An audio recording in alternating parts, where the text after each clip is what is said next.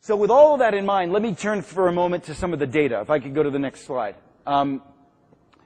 What we have found, and I'm going to only touch on a couple of pieces of these. How many people in this room have ever had a boss that you knew really cared about your success? Imagine for a moment what that felt like. Think about it for a second. First of all, how many of you have had that experience? A boss really cared about your success. Raise your hands. Yeah, I bet if I asked if it was your current boss, that might be a different set of hands, right? But if you ever did, then you remembered what happened, right? What are some of the things? Give me some of the attributes that you recall from having a boss that really cared about your success. And I'm going to come down for a second. So tell me a little bit more about what some of those attributes were. What happened? How'd you feel? How'd you interact? Give me some observations. Collaboration. You were more collaborative, interestingly enough. Now, by the way, were you just saying more collaborative with the boss or with the team itself? Now, isn't that an interesting observation? Because generally what happens is if you have a better relationship with the boss, what you're basically saying is that the collaboration of the team increases because chances are the boss has a similar relationship with the other individuals. In fact, when there's a greater level of intimacy between a boss and a set of associates, what happens, interestingly enough, is it actually decreases. It decreases the reliance of communication only up to the boss and back to the individual. Most organizations are walking around like maypoles. You know what I mean? Boss is in the middle, and we're all sort of walking around with the streamers around the maypole.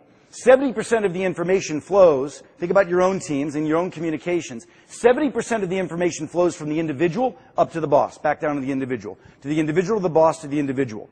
30% of the information, by the way, these are well-performing teams, 30% of the information goes peer-to-peer, right?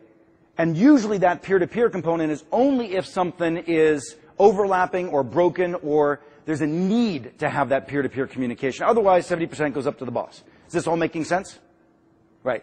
In the highest performing teams that we studied over about the last 8 years, 1,000 of the highest performing teams, whether those be basketball teams, soccer teams in Europe, high performing business teams like Jamie Dimon's team from JP Morgan and a number of others, in the highest performing teams that we studied, what we found was that the communication among the most successful team, only 30% of the communication went up to the boss. 70% of the communication and, by the way, the accountability. Meaning, somebody saying, you're out of base, you should be doing something differently. That level of peer-to-peer accountability was 70% of the team dynamic.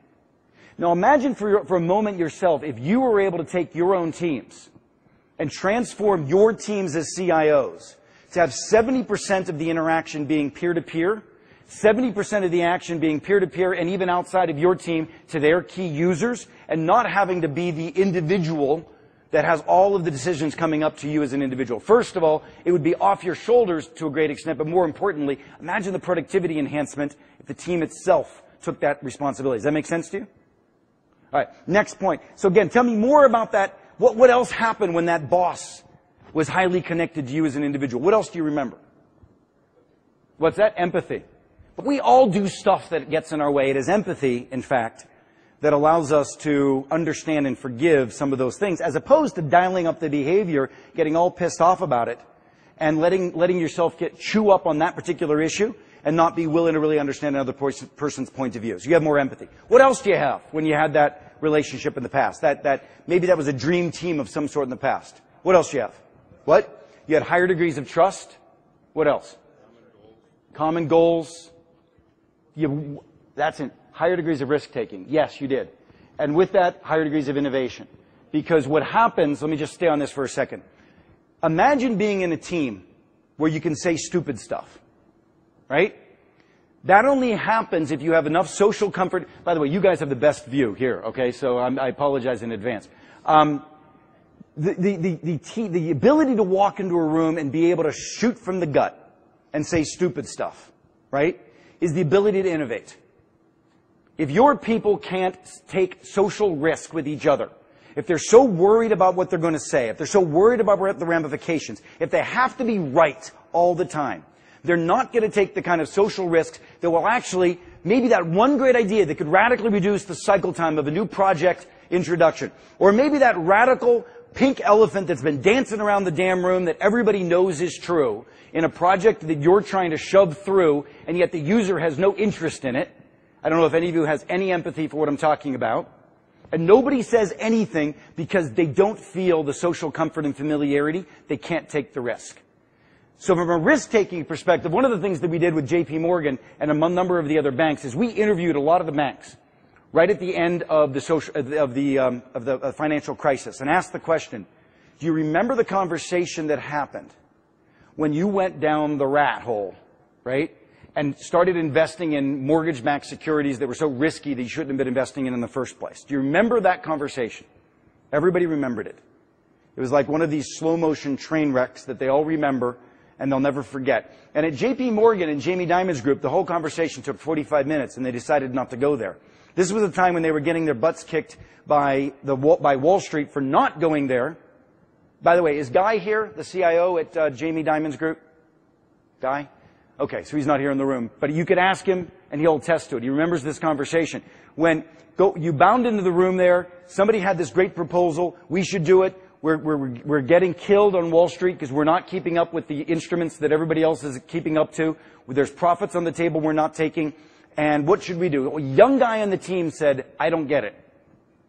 Took a young guy on the team to say, listen, I'm not saying it's wrong or bad. I literally just can't figure it out. It doesn't make sense to me. One of the old guys said, kid, if it doesn't make sense to you, it's too good to be true.